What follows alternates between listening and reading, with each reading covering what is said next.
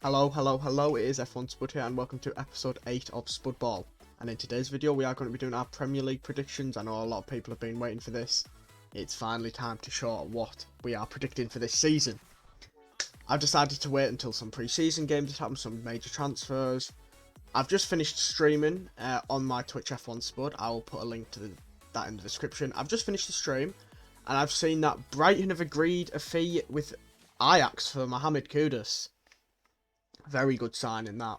But my question is the amount of attacking options that Brighton have got. Surely there's just too many.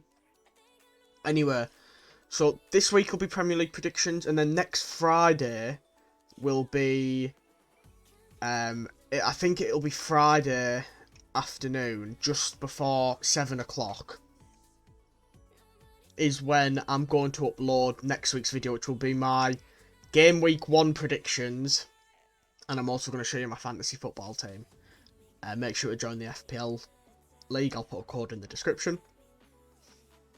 Without further ado, let's get into these Premier League predictions, and also put a comment in how many you agree with, if you think any of them are ridiculous, etc. I'm just going to put a brief overview of each team and where I've put them.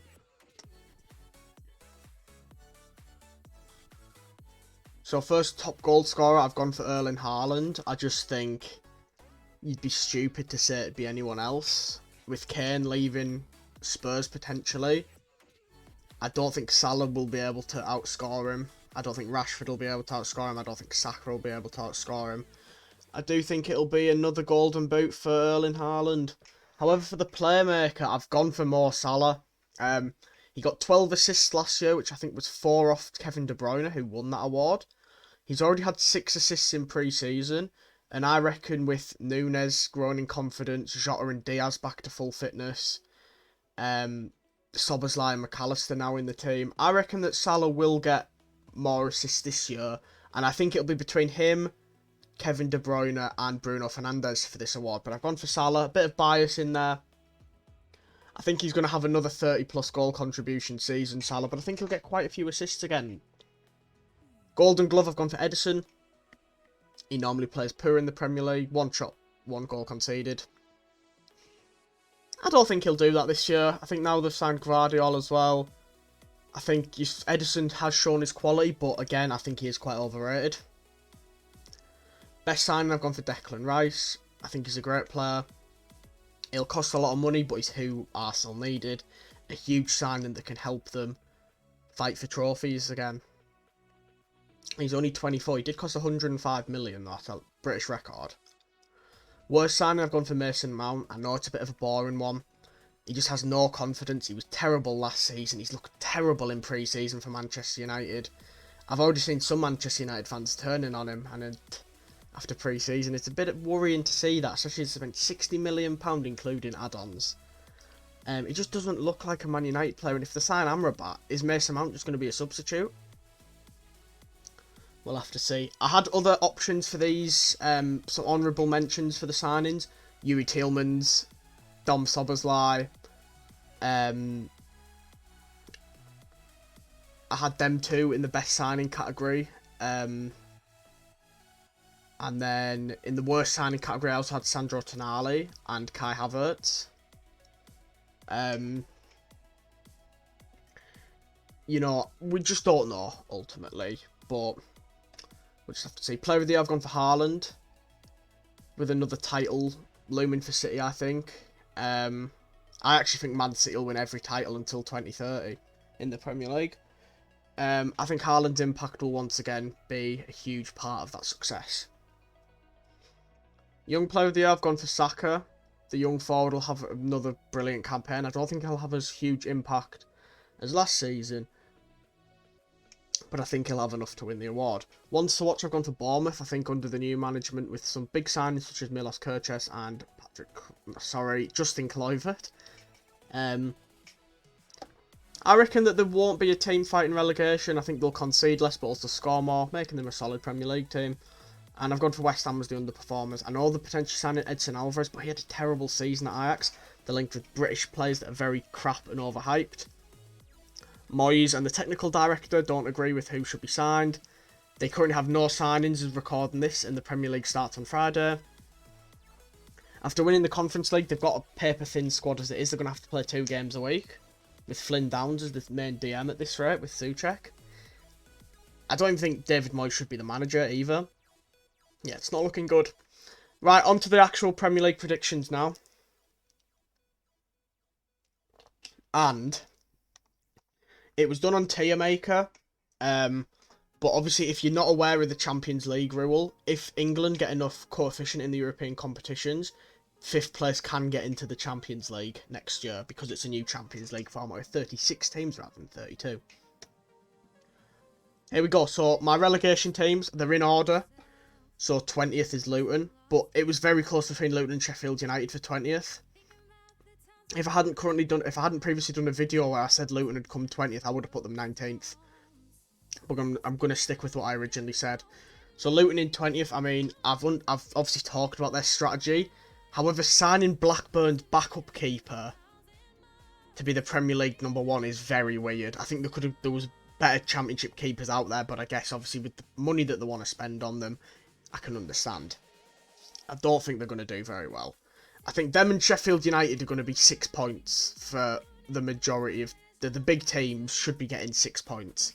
I think they could definitely pull a shock off at Bramall Lane or Kenilworth Road, but I do think they're the worst 2 teams in the division based on quality of players and their transfer business as well for this season in short term. Nottingham Forest I've put 18th. I just think they're just going to miss out by the whiskers. And ultimately that means Brennan Johnson and Gibbs White could end up being sold. I don't know if Alanga's going to show what he did when he was his first season at Man United, where he finally got a chance to show what he could do. Didn't play much last season, so it's hard to judge. They've lost Keylor Navas, but they're going to get Matt Turner from Arsenal, who I actually really rate as a goalkeeper, but can he do it week in, week out? I'm not sure. The lower mid-table, I've gone for Wolves in 17th. I don't think Lopetegui's going to be there for long. The owner of Wolves has already said that they're not going to make many incomings. They've lost Ruben Neves to Al Hilal. They've lost Nathan Collins to Brentford. It's not going to be a great season. However, one positive is Fabio Silva has looked really good in pre-season, and I'm a big fan of Fabio Silva. He's had a brilliant loan spell. Some brilliant loan spells. I think most recently he was at PSV Eindhoven. They invested a lot of money in him from FC Porto. I reckon this is his season to shine. I've put Burnley in 16th. I think they've got a lot of players, but a lot of them are inexperienced at the top level. I think Company will do an okay job. I think they'll be in a bit of a relegation fight, but I think they'll stay up. I put Everton 15th. Obviously, they've signed Ashley Young. They've signed Danjuma. They're signing a player from Sporting de Club Portugal. I'm not too sure on his name, though. I've not heard much about him. Yeah, I don't think they're going to be having a great season, but I think they'll be more comfortable than the last 2. I've put West Ham 14th. I did originally have them in 16th, but I didn't want to put Everton and Burnley as high up. So I put 14th because I think they will sign players. They'll have to adapt. I think 2 games a week will make them struggle, and I think David Moyes will be sacked by Christmas. I put Fulham in 13th. I don't know what's happening with Mitrovic, but they're going to lose Tosin as well, potentially. They've not looked good in pre-season. Willian has just joined again, and now Al-Shabaab want him. Marco Silva almost left for Al-Ali as well. Yeah, it's not been the best of summers, really, for Fulham. They've signed Bassi after a period Rangers, and they've signed Raul Jimenez, who hasn't looked good, unfortunately, since he had that awful skull injury against Arsenal back in 2020. But we'll have to see what happens with him. Then 12th, I've put Bournemouth. I think they'll have a solid season. I don't think they'll be in a relegation fight. I think they'll be pretty good away from home. You know, against the teams in the top 10, I reckon that they're not going to just be, oh, let's beat them 2-0, 3-0, 4-0. Maybe Manchester City will do that, but if you look at, I think he's called Iraola. I'm not too sure on how to pronounce the Bournemouth manager's name. But he has a really good record last year with Rayo Vallecano against teams like Barcelona and Atletico Madrid. And I could definitely see him performing well against Newcastle, Chelsea, Liverpool, potentially Man United, Villa. I think Arsenal and Man City is a step too high though. Right, these next two are tough. I didn't know what to do, but because of the points gap last year, I've put Palace in 11th and Brentford in 10th. I really like this fact that they've signed Franca, the Brazilian. He looks really good. Eze's a baller, but they might lose Elise. As well, Lewis Hall is potentially joining Crystal Palace on loan. Brilliant signing for Crystal Palace. Brentford don't have Tony. They're losing Raya. Their points gap from 10th to 11th, I think, was about 13 points last year. I could be wrong. The gap between Brentford and the gap between Brentford and Palace was about 13 points, I think. I could be wrong. 13, 14, I don't know. I think that's going to be very close this year. I don't think Visser's a bad player, but I think David Raya is going to be a huge miss.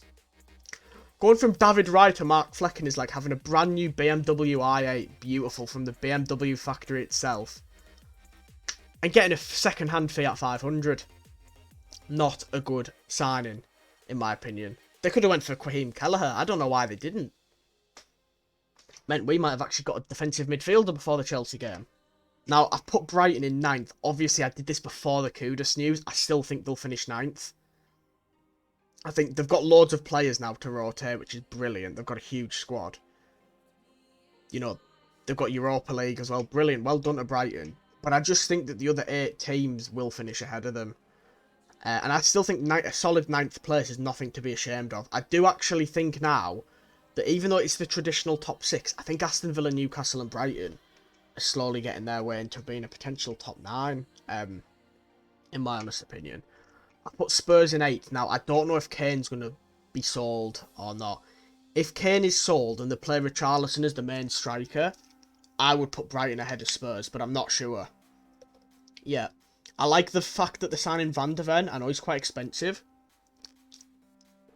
And he's quite inexperienced at the top level. But he looks like a proper good centre-back, and he's very quick. The next 2 teams was, again, really difficult to choose. But I have this feeling that Aston Villa will be ahead of Newcastle this season. So I put Newcastle in 7th. Obviously, they've got Champions League. But they've still got Dan Burn playing in the team. Harvey Barnes, great signing. Tonali, I'm not sure about. Livramento, good signing, but will he be the same as he was before he had that ACL injury? You don't know, alright? But one for the future, of course. Yeah, they desperately needed a left-back. I'm surprised they haven't bought one. I know their FFP isn't amazing. They did still say Maximin, but he was to buy Barnes. Whereas Villa, they've got the Conference League, right? So they can play players like Cameron Archer, Lucas Digne, Leandro Dendoncker, Coutinho, Bailey. They can play in the Conference League, meaning that Watkins and Diaby would be nice and fit for the Premier League game. So that's why I've put Villa in 6th. And they also had a better points per game under Emery than Howe under Newcastle last season. And to wrap up the Europa League spots, in case England don't get enough coefficient points, I've put Chelsea in 5th. I think Pochettino's a great manager. I like the signings they've made, except Diassi, is it? Not too sure about that one. I like Jackson, he looks really good. And Nkunku. I think it'll be better for them. The squad has reduced significantly. We obviously don't know if Caicedo's going to leave. And another reason I've put Brighton in 9th is because they've lost McAllister and Colwill. And could lose Caicedo. I think if Chelsea get Caicedo, they could definitely be in that top 4. Because for me, Enzo Fernandez is a very good player, but he was playing out of position last season. Now, I was a bit biased and put Liverpool 3rd here, but they could have easily gone 4th. I've put Man United 4th. I think Onana's a good signing. I don't think he's a huge upgrade on De Gea, just a good upgrade on De Gea. I don't like the Mason Mount signing at all. I think it's a terrible idea. Højlund is a project player. You cannot expect him to get 25 goals this season. That's fair enough. I wouldn't want to judge a player based off one season when he's that young. But you know there will be idiots on Twitter that will do. And I think if they get Amrabat, that's another decent signing. I do think they needed another centre-back, though, because if Martinez or Varane get injured, Varane has got a bad injury record, they're going to have to replace him with Lindelof or Maguire. Now, I know Lindelof's not terrible, but you'd like someone else there. I know they wanted Kim Min-jae, but he went to Bayern. Sorry, I don't even know. On the centre-back front, Liverpool desperately need a centre-back. Robertson is not good in left centre-back. He pushes up too much, leaves a huge gap. Liverpool also don't have a defensive midfielder yet. Fabinho being sold was the worst decision in this whole summer window. Buzzing with Szoboszlai and McAllister, two brilliant additions to the team, especially Szoboszlai. But to get McAllister for only 35 million is really good in this market. Liverpool don't have a defensive midfielder going into that Chelsea game. Curtis Jones is not a 6, he's an 8. Badgett is just coming back from a long-term injury. Romeo Lavia is a great player, but for £50 million, I think Liverpool would have wanted someone that was more ready to play. He's had a season of Premier League experience and he's a very good player. But Liverpool would have loved to have kept Fabinho and got Lavia, and then they could have rotated them, you know, slowly integrate Lavia into the squad. They cannot chuck him into the deep end. If we went and signed Lavia tomorrow, here we go by Fabrizio, he wouldn't play against Chelsea, he'd be a sub. Ultimately, this Chelsea game is not going to be easy, and it wouldn't have been easy anyway with a defensive midfielder. I'm worried about that, but on a long-term go, I have some faith in the club that they will actually sign 2 more players, at least a defender and a defensive midfielder. I'll put Arsenal in second. I think they'll comfortably finish in front of the 3rd and 4th, by the way. Rice, brilliant signing. Timber, I love Julian Timber, brilliant player. Interested to see what Arteta does. Does he go with a back 3 and put Ben White as a defensive midfielder with Declan Rice? Not as exactly as an inverted fullback here, because if you're unaware, during his loan spell at Leeds in the Championship, Ben White also did play as a defensive midfielder. So I'm quite interested to see what happens there. I think Martinelli, Jesus and Saka will get loads of goals again. I've put Man City to win, obvious. They've just signed Gvardiol as well. I'm not too sure on Gvardiol. Every time I've seen him play, he's been crap. But he's obviously Pep Guardiola and that no more than I do. I don't watch him play week in, week out. I think it is still a good signing, okay? I've not seen him play well, but I think it is a good signing. I wonder what happens with Aymeric Laporte. Maybe he might move to a... I would have said he could have gone to Spurs, but they've just signed Van der Ven, who's a left-sided centre-back. We need a left-sided centre-back, but Guardiola will not sell Laporte to us. That's understandable. Anyway, I think that's it for my prediction. Let me know down below what you guys have gone for in your predictions.